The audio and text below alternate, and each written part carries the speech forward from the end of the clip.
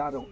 அப்போது நம்மளுடைய மூதாதையர்களுடைய ஆசையும் இந்த இடத்துல இருக்கு அப்படிங்கிறதுக்கு எடுத்துக்காட்டு இந்த கும்பாபிஷேகம் நடக்க போகுது. அப்போது முதல் நாள் அன்னைக்கு தீர்த்தம் எடுத்து முதல் காலம் 4 காலங்களாக சதுர் யுகங்களாக 4 காலங்களாக பண்ண போகிறோம். இப்போ பெரிய பெரிய இப்போ நம்ம திருச்செந்தூர் கோவிலெல்லாம் 12 காலம் 18 காலம்னு பண்ணுவாங்க, ரெட்டப்படையாக பண்ணுவாங்க. முதல் நாள் அன்னைக்கு காலையிலேருந்து மார்னிங் டு ஆஃப்டர்நூன் பண்ணக்கூடிய காலங்கள் பூர்வாங்க கிரியை மக்களுக்காக பண்ணக்கூடியது. கணபதி ஹோமம், சுதர்சன ஹோமம், லக்ஷ்மி ஹோமம், நவகிரக யாகம்லாம் மக்களுக்காக செய்யக்கூடியது.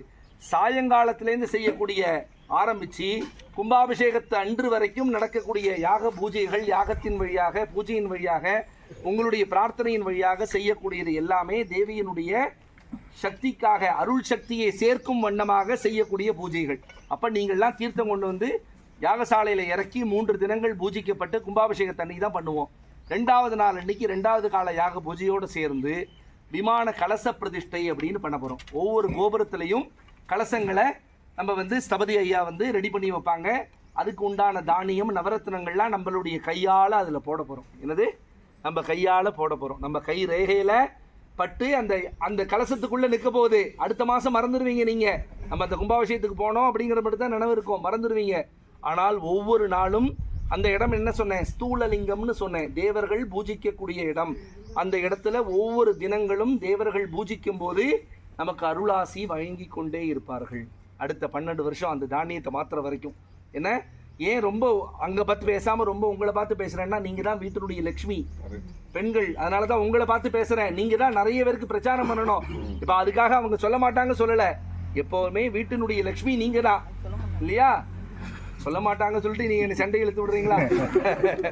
அப்போது அதிகமாக என்ன பண்ணுறோம், நம்ம எல்லார் கையிலேயும் வயசு வித்தியாசம் இல்லாமல் அந்த தானியங்கள்லாம் கொடுத்து, நின்னையே நான் வேண்டி நான் செய்யும் தவமாகும் அம்மா பார்வதி அம்மனே, நீயே எங்களுக்கு தெய்வம், நீ தான் காப்பாற்றணும், உன்னை விட்டால் எனக்கு யாரும் கிடையாதுன்னு மனம் உருகி ஊன் உருக உயிர் உருக மனம் உருக அந்த தேவியை பிரார்த்தனை பண்ணி அந்த கலசத்தில் தானியங்கள் நவரத்னங்கள்லாம் போட போகிறோம். அதை கலச பிரதிஷ்டை பண்ணி ஸ்தபதி ஐயா மேலே வச்சிருவாங்க. கும்பாபிஷேகத்துக்கு முதல் நாள் மத்தியானத்தோட இந்த நிகழ்ச்சியெல்லாம் நடக்க போகுது. அடுத்தாப்புல சாயங்காலம் ஆண்களுக்கெல்லாம் காப்பு கட்டி தீர்த்தம் எடுக்க சொல்கிறீங்க, பெண்களுக்கெல்லாம் ஒன்றும் கிடையாதான்னு நீங்கள் அடுத்தால கேட்க வருவீங்க. அதுக்கு தான் சொல்ல வரேன். அம்பிகை தேவபிரஷ்னம் பார்க்கும்போது 2ஆம் இடத்துல சூரியன். அப்போ நான் தேவபிரஷ்னம் 1 மாதம் முன்னாடி பார்க்கும்போது 2ஆம் இடத்துல சூரியன், 2வது லக்னத்துக்கு சப்தமாதிபதியினுடைய பலமும் கம்மியாக இருந்ததுனால துலா லக்னம், லக்னாதிபதி சுக்கிரன் அப்படிங்கிறதுனால அம்பாள் நான் உஷ்ணமாக இருக்கேன், என்ன குளிர்விக்கணும்ப்பா அப்படின்னு உத்தரவு கொடுத்துருக்கா. இத்தனை நாள் ஆச்சு இல்லை, நம்ம ஒரு நாளைக்கு குளிக்காமல் இருந்தால் உடம்புல சூட்டு கட்டி அது இது வந்துடுறதில்ல. அம்பிகை எத்தனை நாள் ஆச்சு பாலாலயம் பண்ணி கோவில் கட்டியிருக்கா, நமக்காக தாங்கி தாய் உள்ளம் கொண்டு காத்துட்டு இருக்கால்ல.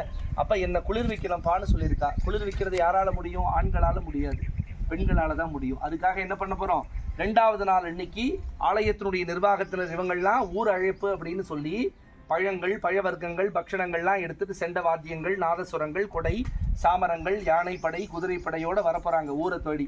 அப்படி ஊர் அழைப்புன்னு அந்த காலத்தில் ராஜாமார்கள்லாம் கும்பாபிஷேகம் பண்ணும்போது யானைப்படை குதிரைப்படையோட ஊர் அழைப்புன்னு ராஜா கூப்பிடுவாங்க. நாளைக்கு கும்பாபிஷேகம் நடக்கும்போது எல்லாரும் வாங்கன்னு ராஜா கூப்பிடுவாங்க. ஒவ்வொரு வீட்டு வாசல்லையும் ராஜாமார்கள் கூப்பிடுவாங்க. ராஜா நான் எதுக்கு இவங்களை கூப்பிடணும்னு நினைக்கல, ராஜாமார்கள் கூட கும்பாபிஷேகம் பண்ணும்போது பண்ணியிருக்காங்க. இதுக்கு ஒரு உதாரணம் கன்னியாகுமரி பக்கத்தில் உள்ள பகவதி அம்மன் கோவில் பக்கத்தில் உள்ள அந்த ஊருக்கு பேர் மகாதானபுரம்னு பேர். ஒரு ஊரையே தானமாக கொடுத்தார்.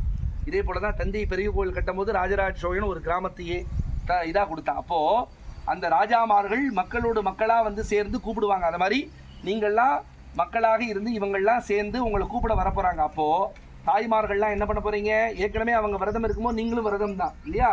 உங்களுக்கு காப்பு கிடையாது கும்பாபிஷேகத்துக்காக, ஆனால் விரதம் இருக்கணும். விரதம் இருந்து ஒரு சிறிய குடத்தில் சுத்தமான தீர்த்தத்தை பிடிச்சி 2வது நாள் அன்னைக்கு சாயங்காலம் வீட்டிலேயே, உங்கள் வீடு வெளியூரில் இருக்குது அப்படின்னா சொந்தக்காரங்க வீட்லேயும் பண்ணலாம், சொந்தக்காரங்க வீட்லேயும் பண்ண முடியலையா, கோவிலில் வச்சு இதெல்லாம் தயார் பண்ணி மஞ்சப்பால் அபிஷேகம்.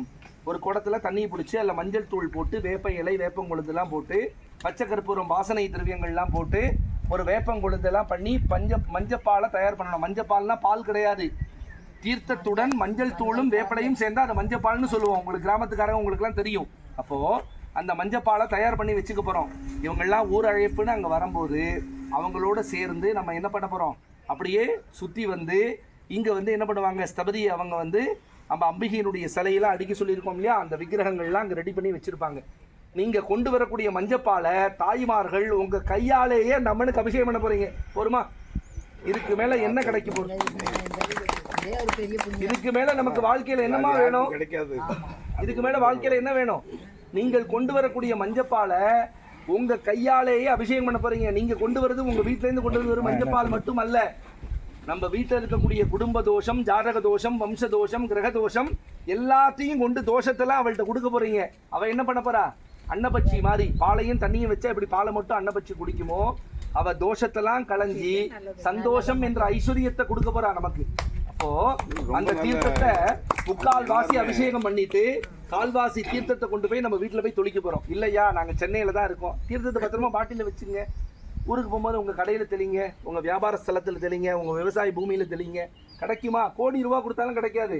அப்போ அவனொருளாலே அவன் தாள் வணங்கி அவளை கையெடுத்து கும்பிடத்துக்கே அவளுடைய அருள் வேணும்.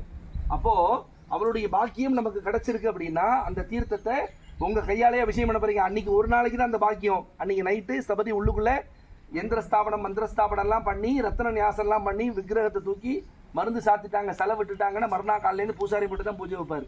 நம்ம யாரும் பண்ண முடியாது. அடுத்த 12 வருஷத்துக்கு அப்புறம் கிடைக்கலையோ நமக்கு பாக்கியம் தெரியாது. நேற்றைய தினம் முடிந்து போனது, நாளைய தினம் கடவு, இன்றைய தினமே நிஜம் இல்லையா? அப்போ அந்த மஞ்சப்பாலை அபிஷேகம் பண்ண போறோம்.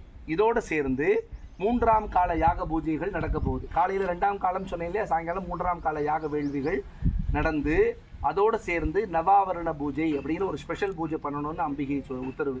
நவாவரண பூஜைனா விளக்குல எந்திரங்கள்லாம் போட்டு பகவதி சேவைன்னு கேரளாவில் சொல்லுவாங்க. தாந்திரிக முறைப்படி இந்த கும்பாபிஷேகத்தில் அம்பிகையினுடைய எல்லா தெய்வங்களுடைய அனுகிரகமும் கிடைக்கணுங்கிறதுக்காக திருமணமாகாத பெண்களுக்கெல்லாம் திருமணம் நடக்கணும், ஆண்களுக்கும் திருமணம் நடக்கணும்.